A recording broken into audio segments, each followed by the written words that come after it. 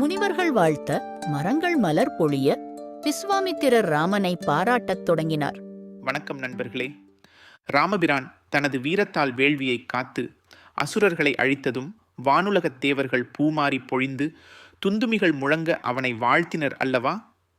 அந்த அற்புத காட்சியின் தொடர்ச்சியாக பூவுலகமும் அங்கு வீற்றிருந்த முனிவர் கூட்டமும், ஏன் இயற்கை கூட எப்படி ஆனந்த கொண்டாட்டத்தில் திளைத்தது என்பதை நம் கம்பர் இப்பாடலில் விளக்குகிறார். விண்ணுலக கொண்டாட்டம் மண்ணுலகையும் எப்படி பற்றி கொண்டது என்பதை பார்ப்போம். புனித மாதவர் ஆசியின் பூமழை பொழிந்தார்.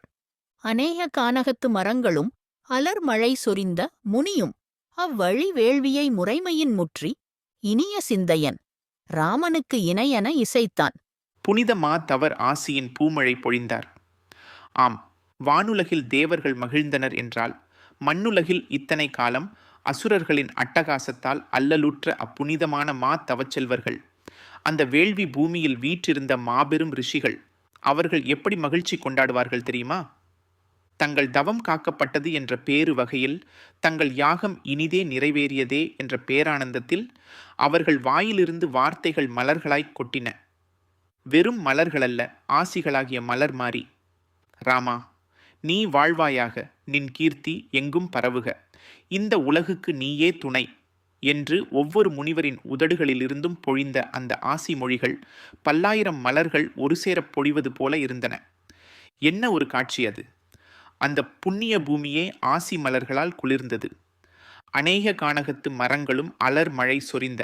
அதோ அங்கே அந்த வனத்தில் வெறும் மனிதர்கள் மட்டுமல்ல, மாதவச்செல்வர்கள் மட்டுமல்ல, உயிரற்ற பொருள்கள் என்று நாம் எண்ணும் மரங்கள் கூட ராமனது வீரத்தை போற்றி அவனது செயலுக்கு மகிழ்ந்து தங்கள் நன்றியை வெளிப்படுத்தினவாம்.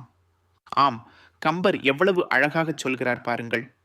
அங்கே நின்றிருந்த அத்தனை மரங்களும் தங்கள் கிளைகளில் மலர்ந்திருந்த நறுமலர்களை காற்றோடு கலந்து ராமபிரான் மீது பொழிந்தன.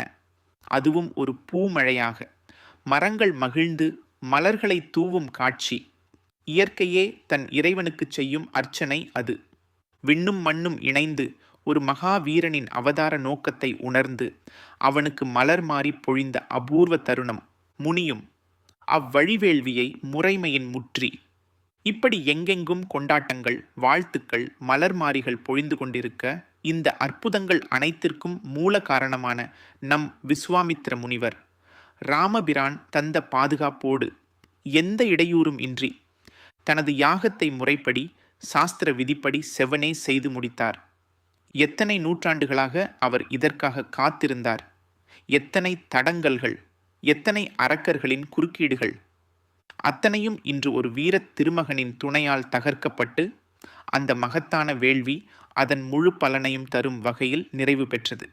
இனிய சிந்தையன் ராமனுக்கு இணையென இசைத்தான்.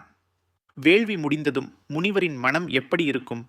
அசுரர் பயம் நீங்கியது, யாகம் முழுமையடைந்தது, தனது நோக்கம் நிறைவேறியது, இந்த உலகமே பெரும் துயரிலிருந்து மீண்டது என்ற எண்ணங்கள் எல்லாம் சேர்ந்து அவர் உள்ளத்தை அலைகடலென ஆர்ப்பரிக்கச் செய்தன. அவர் உள்ளம் இனிமையால் நிரம்பியது. ஒரு பெரும் காரியத்தை சாதித்த திருப்தி, ஒரு மாபெரும் அவதார சக்தியை இந்த உலகுக்கு காட்டிய பெருமிதம்.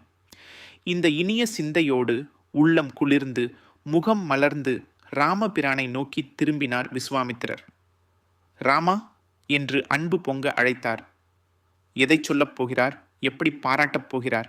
ஒரு மகா தபஸ்வி, ஒரு ஞானி, ஒரு மகத்தான ரிஷி, ஒரு இளவரசனை பார்த்து என்ன வார்த்தைகளை கூறப் போகிறார்? அந்த பெரும் உரையின் ஆரம்பம் இதுதான்.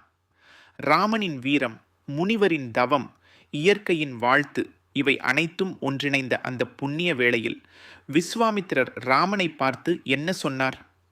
அவருடைய வார்த்தைகளில் எவ்வளவு ஆழம் ஒளிந்திருந்தது! அதனை கேட்போம் அடுத்த பாடலில்.